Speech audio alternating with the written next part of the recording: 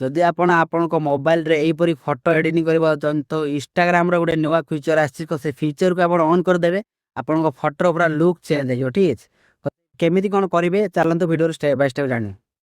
भाई फास्ट आपण कोन करबे ना आपनको मोबाइल इंस्टाग्राम ओपन करिवे तो इंस्टाग्राम ओपन करला परे आपण जो स्टोरी दियंती तो स्टोरी को जिवे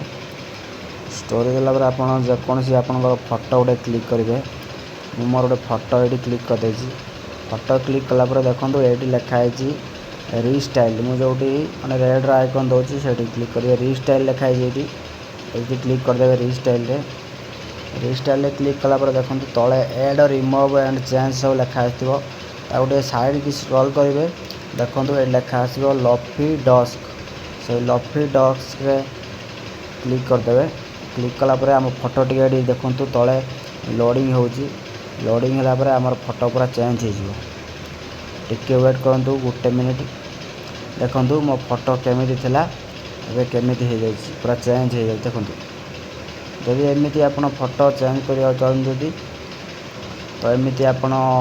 इंस्टाग्राम माध्यम आपण फोटो को आप चेंज करेंगे और जदि वीडियो भल लगी था तो वीडियो लाइक करदे और फॉलो करदे ठीक है।